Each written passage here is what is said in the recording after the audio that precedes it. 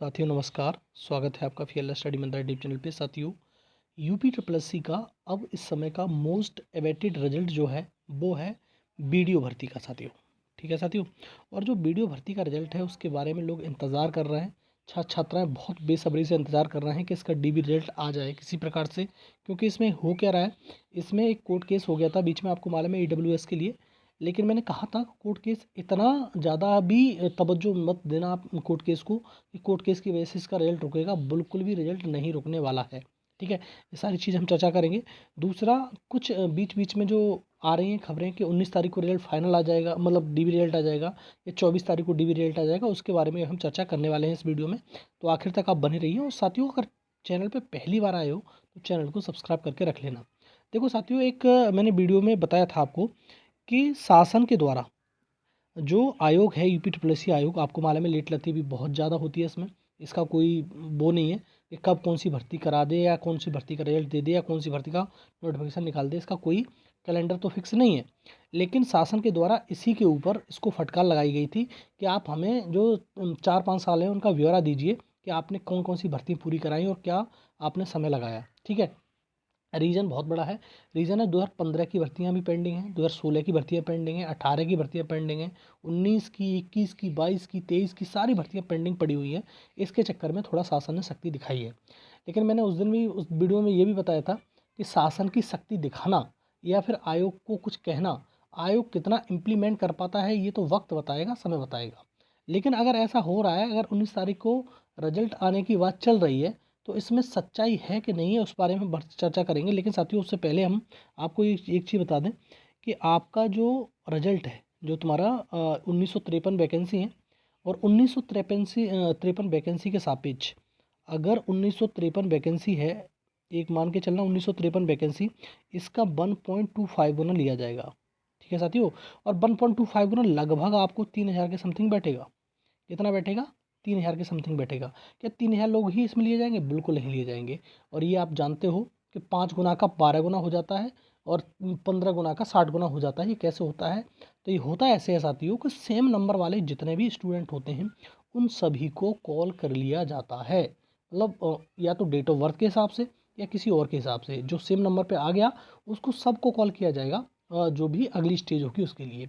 अब इसी प्रकार से अगर ये 1953 का 1.25 टाइम्स देखते हैं तो 3000 लगभग बैठता है। वो भी पूरा नहीं बैठेगा, बहुत उससे कम बैठेगा।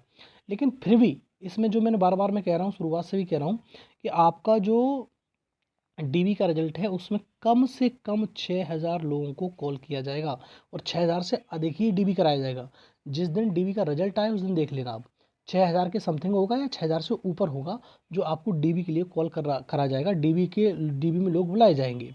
अब देखो, इसका कारण है उसका, अब यूपी ट्रिपल एस सी के पास बहुत बड़ा कारण ये है कि UP triple S C waiting list नहीं निकालता, और वेटिंग लिस्ट नहीं निकालने के कारण ही इससे ज़्यादा लोगों को बुलाना पड़ता है, कॉल करना पड़ता है, और उसमें भी सीट छूट जाती है। ऐसी बात नहीं है कि हमेशा सीट भरी जाएंगी, तो इसलिए बुलाना पड़ता है। अगर कम लोगों को बुलाएगा तो भाई सीट पूरी नहीं भर पाएंगी, इसी चक्कर में लोगों को ज़्यादा बुलाता है।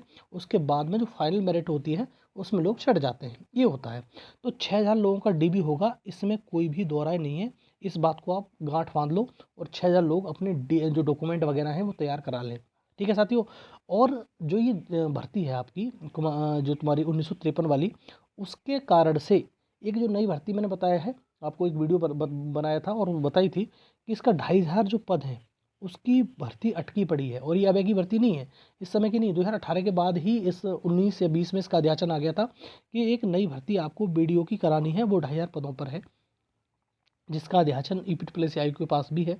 और जब तक ये भर्ती पूरी नहीं हो जाती 1953 वीडियो वाली, तब तक नई भर्ती का नोटिफिकेशन नहीं निकाला जा सकता, ये आप जानते हो। ठीक है, क्योंकि पुरानी भर्ती कंप्लीट हुई नहीं, नई भर्ती का नोटिफिकेशन कैसे निकाल देंगे ये लोग।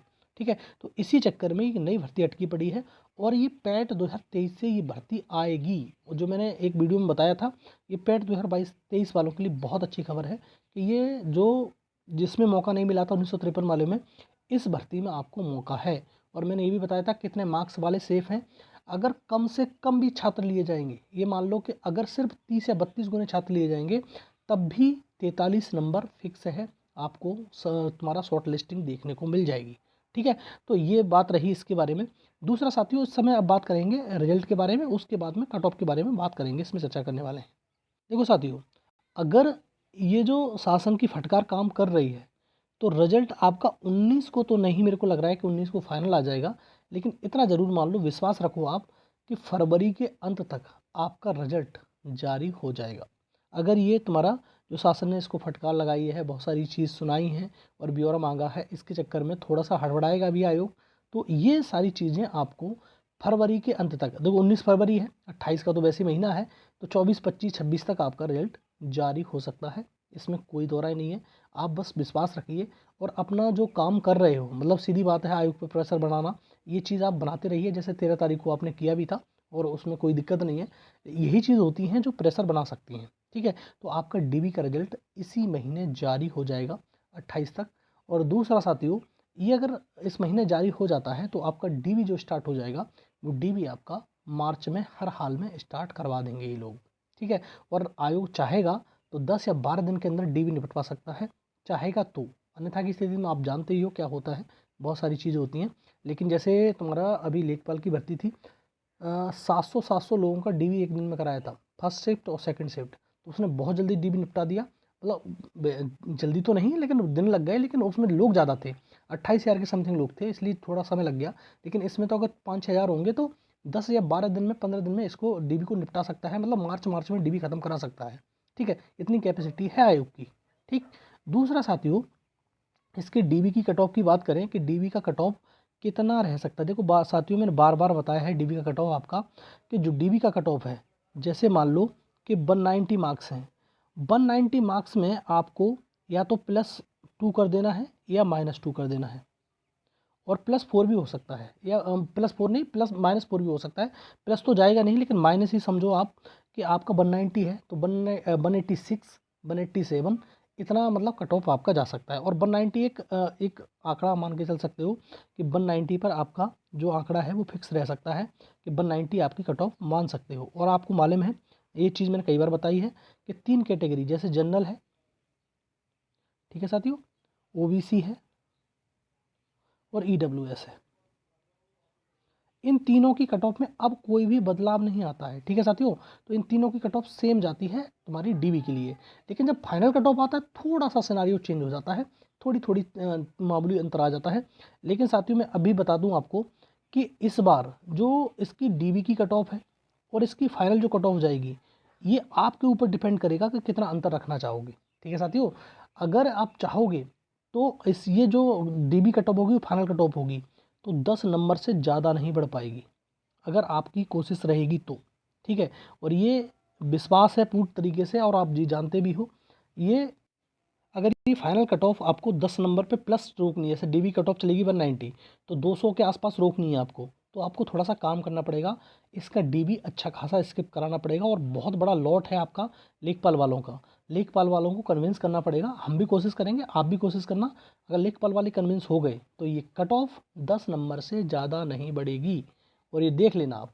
और मैंने पहले भी दिन अब शुरुआत में कहा था, मैं फिर रिपीट कर रहा हूँ, मैं इसका डीबी नहीं कराऊंगा और ना ही जूनियर असिस्टेंट की टाइपिंग देने जाऊंगा, ठीक है। तो मेरी तरफ से बिल्कुल निश्चिंत रहिए, बिल्कुल नहीं करूंगा मैं, ठीक है, क्योंकि मेरे टारगेट्स अब अलग हैं। मैं इस चीज़ के चक्कर में नहीं पड़ूंगा कि 2000 ग्रेड पे की जॉब ले ली और फिर इसी 2000 ग्रेड पे की जॉब में ही घिसट रहे, इसका कोई लेना देना नहीं है मेरे हिसाब से, ठीक है, ठीक है। तो मैंने कह दिया स्पष्ट कि मैं इसका ना तो जूनियर असिस्टेंट वाला जो अभी आया है उसका ना तो टाइपिंग देने जाऊँगा, और ना ही इसकी तुम्हारी डीबी कराऊंगा तुम्हारे वीडियो वाले की।